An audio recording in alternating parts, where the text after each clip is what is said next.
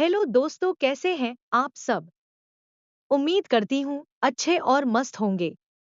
आज की कहानी है एक साथ 8 वक्त का खाना बनाने वाली बहू।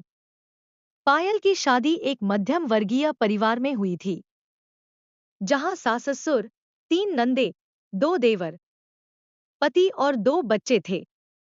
कुल मिलाकर 11 लोगों का संयुक्त परिवार। विदाई के दूसरे ही दिन सास ने साफ कह दिया, यहाँ हर किसी की पसंद अलग है और समय भी। हर किसी को उसका मनपसंद खाना समय पर मिलना चाहिए। पायल थोड़ा घबरा गई, लेकिन उसने मुस्कुरा कर कहा, मैं कोशिश करूंगी माँ जी। ससुराल में काम की कोई कमी नहीं थी। घर में हर वक्त किसी न किसी को कुछ न कुछ चाहिए होता था। लेकिन पायल ने मन में ठान लिया था, चाहे जो हो, वो सबका दिल जीत कर रहेगी। सुबह 4 बजे अलार्म की आवाज से पहले ही पायल उठ गई। सबसे पहले सास के लिए खिचड़ी और दलिया बनाया, क्योंकि उनकी तबीयत नाजुक थी। फिर ऑफिस जाने वाले पति और देवर के लिए टिफिन तैयार किया, गोभी के पराठे, अचार और दही। नंदे देर से उठीं, उनके लिए उपमा और अदरक वाली चाय बनाई।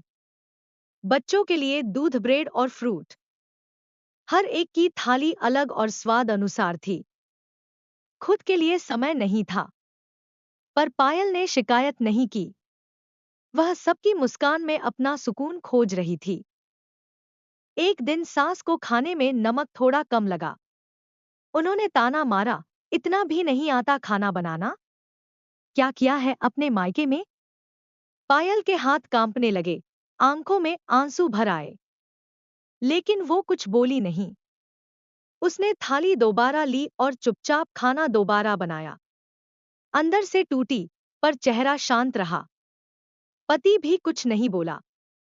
उस रात पायल ने चुपचाप रसोई साफ की और फिर दीवार से टिककर रोई। पर अगले दिन फिर 4 बजे उठकर मुस्कुराते हुए काम में लग गई। पायल ने पूरे घर के लिए एक टाइम टेबल बना लिया, कब किसे क्या चाहिए और कौन कब खाता है। सास के लिए हल्का भोजन सुबह और शाम, ऑफिस जाने वालों के लिए टिफिन का वक्त, बच्चों की लंच और स्कूल टाइम, नंदों की लेट ब्रेकफास्ट आदतें, और रात के खाने में सबकी अलग अलग फरमाइशें। एक दिन में 8 बार चूल्हा जलता और 8 बार पायल की मेहनत दौड़ती। उसने सब कुछ लिखा और याद रखा। उसे खुद के लिए कोई टाइम नहीं था, लेकिन उसे इस बात का संतोष था कि सब उसे अब धीरे धीरे समझने लगे थे। एक दिन पड़ोस की शीला चाची आईं। पायल सबके लिए खाना बना रही थी। उन्होंने चौंक कर कहा, इतनी बार खाना बनाना? तू तो नौकरानी बन गई इस घर की। पायल मुस्कुराई, मैं घर की बहू हूँ चाची जी। सबका ख्याल रखना मेरा फर्ज है। शीला चाची चुप हो गई। वे सोचने लगी, इतना धैर्य और सेवा भाव आजकल की बहुओं में कहाँ मिलता है।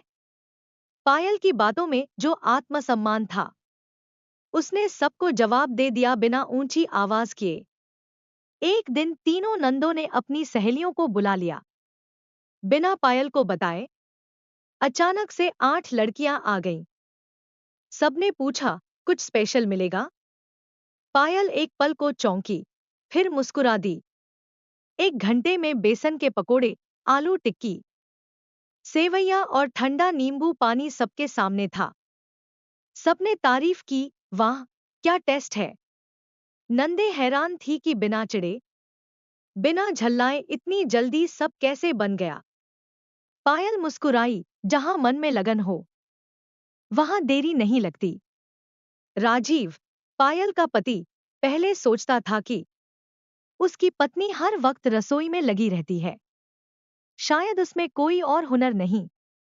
लेकिन एक दिन ऑफिस से जल्दी लौटा तो देखा, पायल बच्चों को पढ़ा रही थी, फिर देवर का टिफिन तैयार कर रही थी, और फिर सास की दवा दे रही थी। उसने पहली बार गहराई से देखा, पायल सिर्फ रसोई में नहीं, पूरे घर में जान है। रात को पहली बार उसने कहा, पायल, तुम्हारी जगह कोई और होता तो शायद हार मान लेता। पायल की आंखों में चमक आ गई। एक शाम देवर रोहित आया और बोला, भाभी, आज सब्जी मैं काट देता हूँ। पायल चौंकी, क्यों? रोहित बोला, आपकी दिनचर्या देखकर समझ गया कि एक दिन में 8 बार खाना बनाना किसी मशीन का काम नहीं, एक इंसान की भावना का काम है। पहली बार किसी ने पायल के काम को समझा था। वो मुस्कुराई, बहुत धन्यवाद रोहित। अब मैं अकेली नहीं हूं। रोहित ने सब्जी काटी, नंदो ने रोटियां सेंकी। उस दिन रसोई में सिर्फ खाना नहीं, प्यार भी पका। एक दिन सास को तेज बुखार हो गया। पायल दिन रात उनकी सेवा में लग गई। अपने हिस्से की नींद और खाना सब भूलकर वो हर 2 घंटे में उन्हें दवा देती, माथा ठंडा करती। 3 दिन में जब सास ठीक हुई, उन्होंने पायल का हाथ पकड़कर कहा, मैंने तुझे हमेशा एक कामवाली समझा, पर तू तो मेरी सगी बेटी से भी बढ़कर निकली।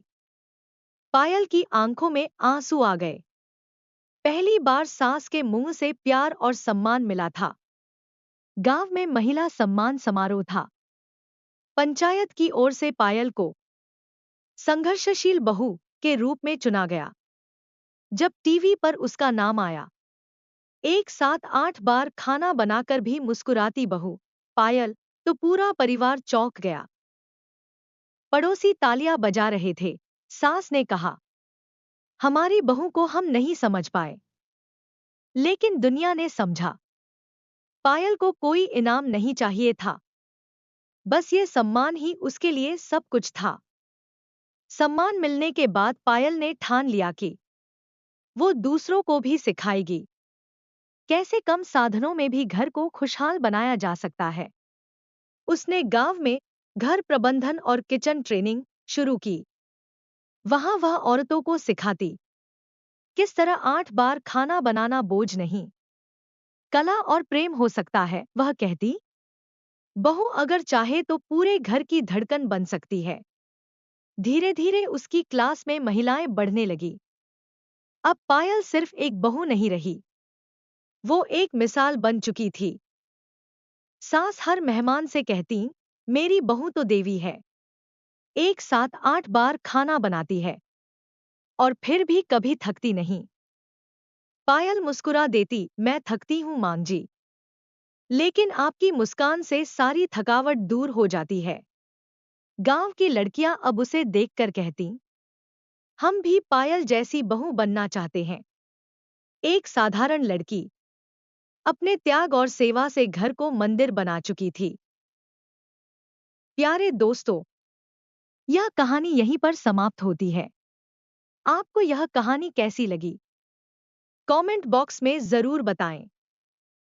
अगर आपको हमारी ये कहानी पसंद आई हो, तो कृपया हमारे वीडियो को लाइक, शेयर और चैनल को प्लीज सब्सक्राइब जरूर कर लें। इससे हमें मोटिवेशन मिलता है और आप तक ऐसी ही प्रेरणादायक और मजेदार कहानियां सबसे पहले पहुंचती रहेगी। प्यारे दोस्तों, नमस्कार।